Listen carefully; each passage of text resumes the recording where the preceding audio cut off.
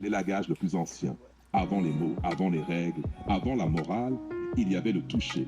C'est le premier langage de l'humanité. Celui qui précède la pensée et contourne les défenses. Un bon toucher ne force rien. Il révèle. Le toucher juste crée une connexion parce qu'il parle directement au système nerveux. Il ne demande pas la permission au mental. Il s'adresse au corps. Et le corps, lui, ne ment jamais. Une empreinte durable. Un toucher maîtrisé laisse une trace, pas une trace visible, une empreinte sensorielle. Le corps se souvient, des heures, des jours, parfois toute une vie. Pourquoi?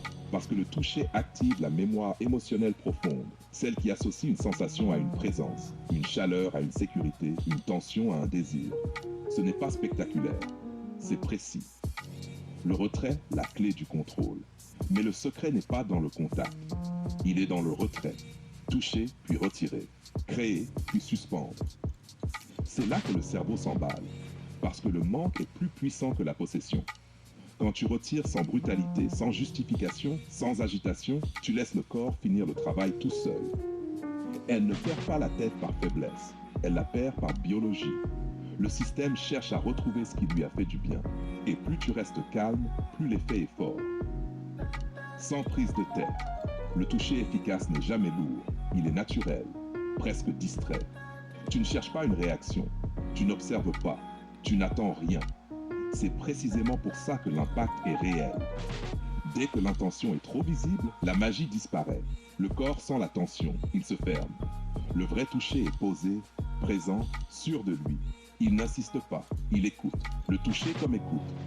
Un bon toucher est une conversation silencieuse. Il capte les micro-réactions, les respirations, les changements de posture.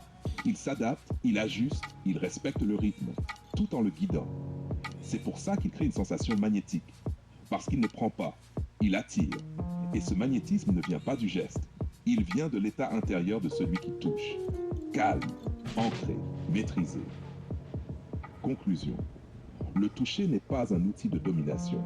C'est un art de présence. Celui qui sait toucher sans s'accrocher, qui sait créer sans envahir, qui sait retirer sans disparaître, celui-là garde toujours le contrôle, sans jamais avoir besoin de le montrer.